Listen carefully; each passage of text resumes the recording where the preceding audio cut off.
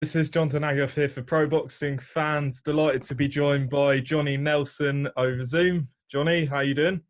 I'm fine, thank you. It's the sunshine and the rain stopped, so let's hope we get that heat wave back again. I hope so. I mean, how's the last few months been? Obviously, boxing's back. How have you sort of adjusted to this new norm? So the few, I think, especially doing fight camp last 3 weeks, it's been pretty good. It's been interesting. I've got to give credit to Matchroom for putting on, making the most of what they can in the situation that we're in. Shows have been spot on. The fights have been really entertaining. It's a pity the crowd haven't been there because there've been some really good fights. I think this weekend coming up, obviously with Povetkin and Whyte and Persoon and Taylor, again, I think we're in for a treat. And again, it's behind closed doors. So it's plus. It's all, as I said before at the beginning of lockdown, boxers are like cockroaches. We survive anything and everything. Wars, famine, we're still there doing our job. So, and I think this is one of those same situations. Just what is fight camp like from your perspective? I know you're not obviously in the bubble, but from sort of a punditry perspective, has there been anything new for you in terms of your work? Well, I actually am in the bubble, but only for a short period of time. Right. Okay. And so in that short period of time, it's boring as hell. There's nothing to do. You've just got to basically, they're playing it super safe. You check into the hotel, you get checked, medically checked, then you're ushered to your room with your mask on. You can't come out of your room. Well, I can't. I know some of the fighters that are in there all week. They're actually tested in a bubble set all together, so they have to move together, move from breakfast, from the room to breakfast, then back to the room again. But it reminded me of being a sparring partner back in the day. In some foreign country where you didn't know anybody, no one to talk to. You just stuck in a hotel out in the middle of nowhere. And but you know what? I think trainers will love it. Fighters will hate it. Trainers love it because it means the fighters can only concentrate on nothing but the fight. Fighters will hate it because all they can do is concentrate on nothing but the fight. But then I think the organisation of it all, from the British Boxing Board of Control all the way down to medical security, has been commendable. So and I'm quite sure it's across the board. And so this is the new norm. We've got to, if we want boxing to progress again and get back to normal and keep people safe, that this is what has to be done. So it's very good. I've got to give credit where credit's due.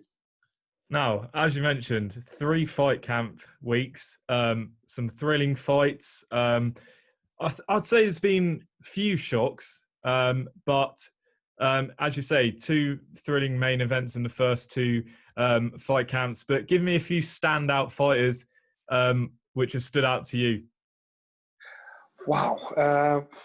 What we've got a choice from. Let's have a look. Of course, we had Natasha Jonas against Terry Harper. Wicked fight. Again, credit to the performance. We had Sam Eggington against Cheeseman. Again, another cracking fight. I think that was week 1. And we had Felix Cash last week against his name, but Jason Welber. Yeah, and they were all good fights. And you got some good ones coming through. He had Zelfa Barrett's knockout Donovan last week, and Zelfa Barrett was behind on points, and it was just one of those, wow. And I've got to give credit because both fighters boxed out the skin, and that was, again, the fights we've seen, the fights I've been privy to see in this period of lockdown. It's been a privilege because they've been entertaining. They've been edge of your seat stuff. And I don't know if it's because there's no crowd swaying your what you see on your opinion, because if a punch missed, the crowd go, oh, make noise. Now, if someone gets hit, you hear the crunch, you hear them get hit. And so you just appreciate the rawness of the sport. And that's why I've enjoyed it even more. The likes of, from your old division, Chris Billings-Smith. Yeah, of course. Yeah, Bill and Smith. I think he he did a good job. He did a good job. It was the Commonwealth title, Yeah. And again, he did a good job in stepping stone and getting himself back. The only fight he lost to was Whyte-Povetkin, and of course he's got to re-establish himself. Not Whyte-Povetkin, yes, Whyte-Povetkin. He's got to re-establish himself and get himself back into the mix again. In terms of being a fighter, behind closed doors, do you think it's impacted at all on any performances? Just mentally. Some fighters need a crowd. Mentally, some fighters just need that. But performance-wise, no. Because remember, when you're in a gym, when you're sparring, no one's there. So that's the only difference. So if you're not professional and you've not taken advantage of the opportunity you had to get this done, to get the fight on, then that's your own fault. But I think no. I think if anything, it might enhance the performances. Just moving away from that for a moment, did you watch the DAZN card on the weekend? I didn't actually. I didn't, but I'd heard a lot. I didn't watch the fight part of the show, but I heard a lot. There was obviously Cecilia Brackhouse lost her titles to Jessica McCaskill. Unbelievable achievement for her coming back from the losses. One standout point though was the knockout inverted commas from Madrimov on Eric Walker. Did you see that? That's what I'm saying. I didn't see the show. I heard a lot of the reports, but I'd heard everything that had gone on, and it was. But again, it's about catch up. We spend a week catching up on our own shows as well. Well, essentially, the Madrimov hit Walker with a huge left hook, and then his momentum sort of made him lean onto him, and then he fell down as Walker was falling down, and the referee ruled it no knockdown. So people were a bit confused why that wasn't ruled and not knocked out, or even a knockout, which has called for some people to say that possibly there should be sort of VAR. No, I think for me to fairly comment on it, I'd have to see it with my own eyes. Right now, from what you're telling me, the questions I'd ask is, where was the referee stood when the punch was landed? That's number one. That's the first thing I'd ask. Secondly, in what period of time? So it was a punch fell on the floor. So it's a case of where the referee was stood, and what the referee actually saw. And so it'd be unfair of me to criticise or praise. But that is the first question I'd ask. So anybody that's seen that, look where the referee was stood. See if he saw what you saw, and if he did, then you have grounds for a valid argument. But if he didn't, then you can understand, human error, and that's how it rolls. And VAR, I think it has been used before. Video replay has been used before when who got hit with the body shot after the bell, and at the time of the fight, he was deemed to have lost his title. Tommy Edwards, yeah. Yeah, Edwards was around the corner from me. So fortunately, they had hindsight to look back and say, well, actually, no, this was the situation. So I think our game is as tight as it can be. Well, for now, but our game will improve on every level anyway. Let's go on to Saturday night. Dillian Whyte, interim heavyweight title. Massive stakes going into a fight with Alexander Povetkin. A fight he really didn't have to take, let's be honest. What's your thoughts on the fight itself?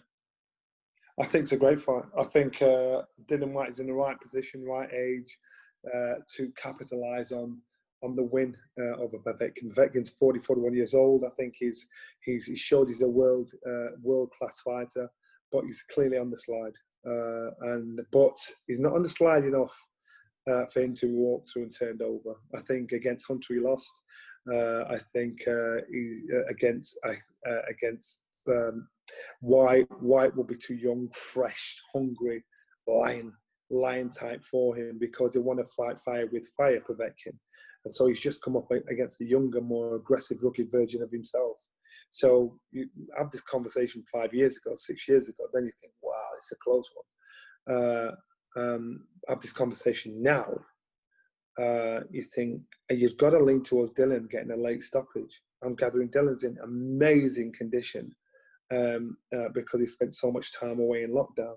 Remember when he'd had such a long layoff and he came back and he boxed and he didn't look great. He looked overweight. He just looked sluggish. He took on a fight that nobody would take on at a short notice. And again, he proved that he's a fighting man. He just wants to fight. He reminds me of an old Joe Fraser. A young Joe Fraser, where Joe just wanted to fight everybody. No, he wasn't into this, hoopla. He just said, "Come on, let's get it on. Forget that. Let's deal with it." And he's proved it by his boxing. And there's no crowds in Matchroom Square Garden, so there's no crowds there. He wants to do that, and he just wants to fight. And I understand that. What you said, sort of Povetkin's probably over the hill at 40 years old. But what Povetkin are you expecting to turn up? Do you think he's going to be dangerous early? Yeah, he'll be dangerous early, and that's what happens. You get to a certain age, and what happens is your memory banks kick in. You've got the energy levels, hand-foot-eye coordination's there for the first probably 4 or 5 rounds. Then you're depending on the wisdom that you've gained from the years of boxing. So that's what will take him through to the back end of the fight. So if he's smart enough and he's wise enough to use some of the old tricks enough, then he may pull out the odd shot, put Dillian down. He may be able to pace him and all man him out of a situation. But that's the difference when you get older. You lose the physical, but you gain on the mental. And so Povetkin, he's dangerous. So we're saying that he's past his best. Yes, he is past his best, but he's still dangerous. And so this is what people need to keep in mind. But it's a good fight. It's a good fight. It's a battle of the left hookers. With everything at stake, it should be, if Dillian Whyte comes through, that he'll face the winner of Fury and Wilder. The conversations from Team Fury suggest that they're not really interested in that fight and want to go straight on to the Joshua fight. However, Maurizio Sulaiman has said that whatever happens, he will get his shot at the title next. Do you expect that to happen? Do you think if he comes through, then he will face the winner by February? No. I think he'll end up fighting for a vacant title. And that's what will happen. I just can't say happen. Then eventually if he wins the title, he'll eventually be in a position where, as a champion, he'll be defending his title against the likes of Joshua, Fury, or Wilder. And that's what I can see happening. I just can't see him fighting Fury for the title. Why do you think that is? Do you think Fury's more likely to vacate and move straight onto a Joshua fight should he come through Wilder? Correct. And again, and even before we got to this point, I'd always said I think Fury knows Whyte is a handful, and so I'm not saying he loses to Whyte. What I'm saying is he's thinking, risk reward. I don't need you right now, son. So I'm going elsewhere.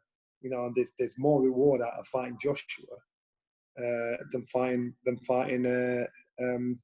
Whyte. Would you, as a fan, be disappointed if all the belts aren't on the line? I mean, is it a case that particularly matters? But the thing is, this is down to the governing bodies, the foolishness of the governing bodies, the unfairness, the unjustness of the governing bodies. So it gets to the point where common sense takes over foolishness, and the fighters think, you know what, I'm actually bigger than the belt. And we've seen it happen before when fighters say, "All right, keep your belt. I ain't going to pay no sanction fee." That's what happens, and this is one of those cases. So you can't blame anybody but the governing bodies. So disappointed? No, I won't be disappointed because it's a fight. There's certain fights you want to happen. You want Joshua and Fury. You want Fury and you'd be interested. You can make up so many fantasy fights, and when it gets to the point where these fights could happen and the governing bodies don't adhere to them and they make up rules that suit them, then you just think you lose respect for the governing bodies bit by bit, day by day. So this is the fault of the governing bodies and nobody else. Do you agree with a possible extra weight division? The WBC suggested that there could be an added weight between cruiserweight and heavyweight between 200 and 225 pounds. Well, that's why cruiserweight was popped up, isn't it? Between light heavyweight and heavyweight, there was a massive void. I can remember Bob Foss having to fight Ali. Remember when you're heavyweight, what is it, 12-6, and then anything above 13 plus, you're boxing guys at 16, 17 stone. And as humans, we're getting bigger now, and there's a massive gap there. But I think, I know they're talking about doing it, and listen, if they're going to do it, they're going to do it. I think 14-4 is perfect. Cruiserweight used to be 13 stone 8, 13 stone 7 for the IBF. They push it to 14 stone 4. Anything above 14 stone 4, we're talking 15 stone plus. You could be fighting a guy that's 18, 19 stone. I get that. What? So what? Would that still take out the tradition? Look at Deontay Wilder. He's walked in the ring at what, 15.5 stone. You look at Mike Tyson when he came out of prison. Look what he was doing. And so basically, you've either got to train up or train down, and there's chances there for fights to deal with it. Just last one on Dillian. He's obviously changed trainers to Xavier Miller. Very experienced in boxing at the IQ. But people were surprised that he split from Mark Tibbs. Were you surprised as well? I was surprised because those two seem to get on really well. So who knows what happens behind closed doors. I don't know what the level of their friendship is or their relationship is right now. I hope it's amicable. I hope that these guys are cool with each other. But they'll all come out in the wash once Dillian's fought, because the questions will be asked and conversations will be had. So we'll just have to wait and see. Katie Taylor, Delphine Persoon, the rematch is here. What did you make of that first fight, and how much are you anticipating this rematch? I'm a big fan of Katie Taylor's. I think the first fight, I thought Persoon won it, if I'm honest. I think Katie loves and lives in training camp, and that's where she feels most at home. This is my observation. I mean, I'm right. That's where she feels most at home. That's why I also think she leaves a lot of her goodness in the gym. You can overtrain and undertrain. Brennan would prefer to undertrain than overtrain, because if you overtrain, at least you've got a little bit left to give. Now, sorry, if you undertrain, at least you've got a little bit left to give. If you undertrain, if you overtrain, you're shattered. There's nothing left. And we saw when she boxed Persoon, Persoon was awkward. She was gangly. She was unpredictable, and it made life hard for Kate.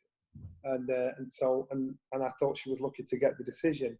Now, Katie, she's been in training camp for 3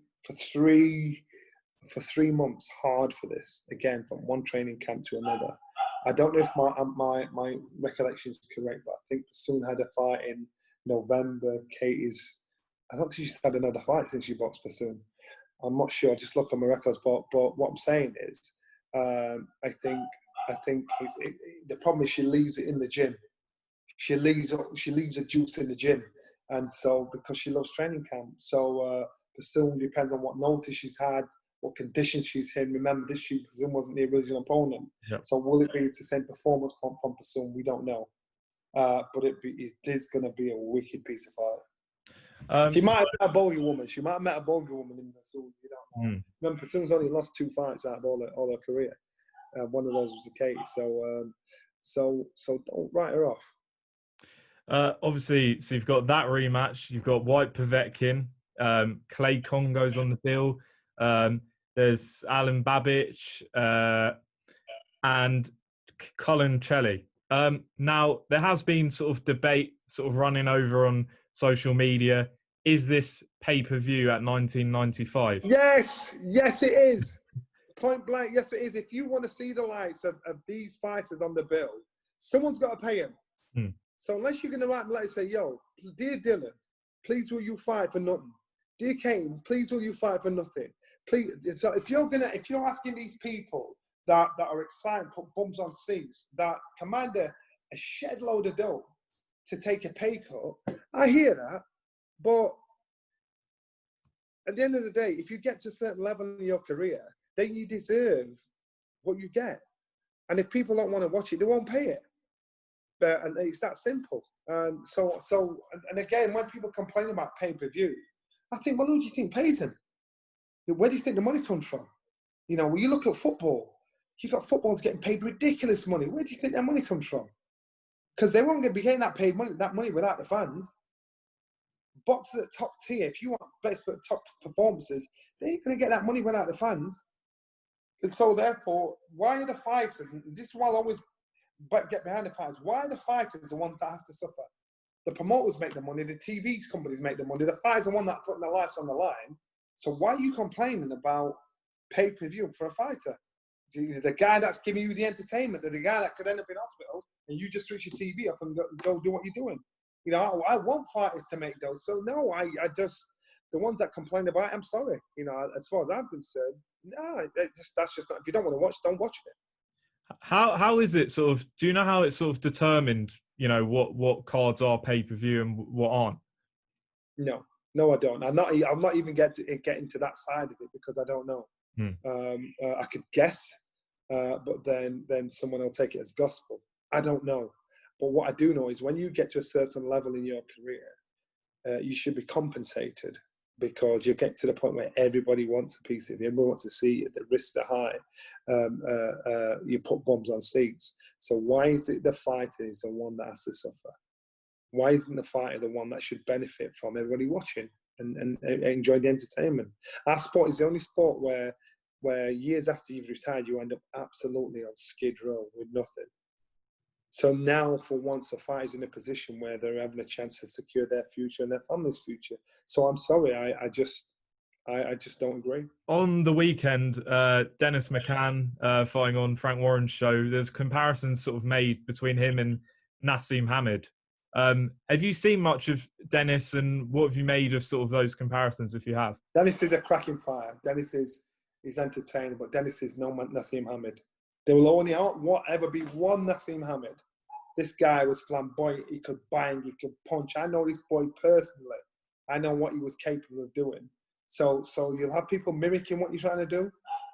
You might have that's something about him, but I know to see another Nassim Hamed is never going to happen. To mimic him, Nassim Hamed-esque can be done. And it's a great form of flattery, but I'll never be a Nassim Hamed. I've seen you've released a fitness program on your website. Yeah, you know what? The fitness program, it's about, to me, I love keeping fit, keeping in shape. And for my age, you know, there's a lot of guys that I know that are injured with lower back problems, and women that can't do the things they wanted to do. And the workout I'm showing is just basically just to say, come on, this is how we can do this. Let's work together. I'm also launching another one with Spencer Oliver at the end of September, and it's a boxing workout, a home boxing workout where you could do in your own home. Turn it on, look at the count, look at your workout, and that's it. You're showing your shots. I'm giving you a good, we're giving you a good 12-round workout. I'm actually really looking forward to that. My personal my personal workout is an all-body workout, weights, cardio, where this one with Spencer is a boxing-specific workout. So is that going to be DVDs? Is that going to be online or? Online.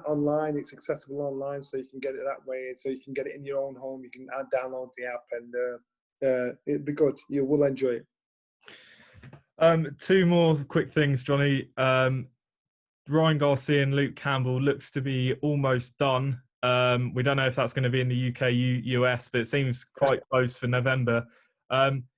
Luke Campbell going in with the more experience, obviously at world level, but Ryan Garcia is highly rated, unbeaten, and got huge power. How do you see that fight going? Well, what did we say when Luke Campbell we've got Lomachenko? You know, we thought he hasn't got a chance. He's going to get blown out of there, and he showed a good account of himself.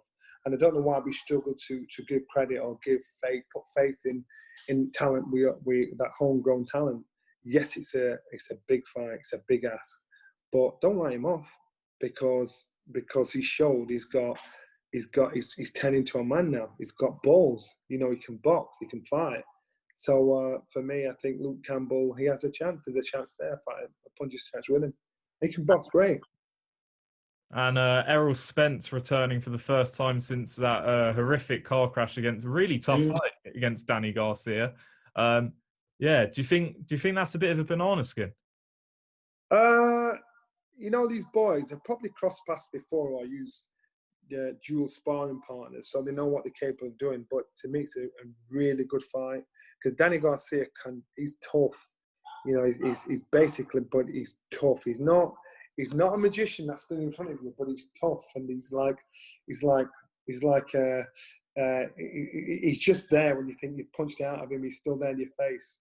But I think it's a good fight. It's a good fight. Let's not let. We're thinking like civilians. They're thinking like elite fighters. So that'd be a good fight. Last one, Johnny. It's a heavyweight fight week. Whyte and Povetkin. Tell me, who would you back in these three scenarios?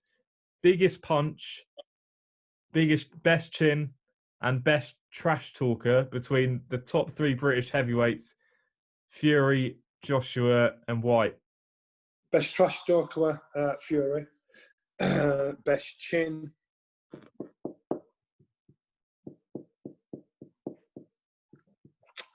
Wow. Best chin, I say Dillian. Biggest puncher, I say AJ.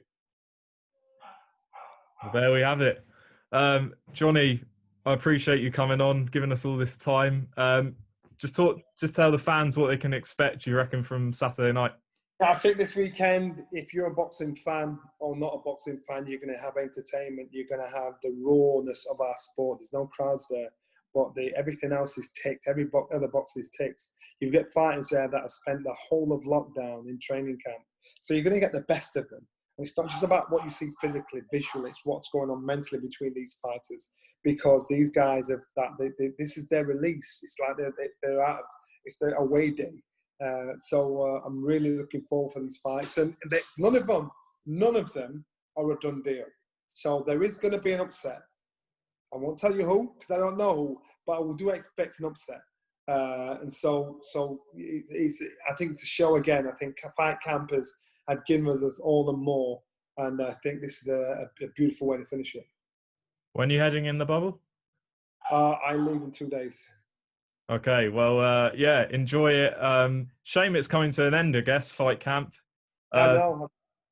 And Eddie's been lucky with the weather as well, so we'll see. Let's see if he does some more in his back garden.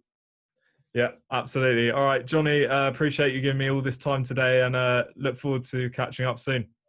Thank you. See you later.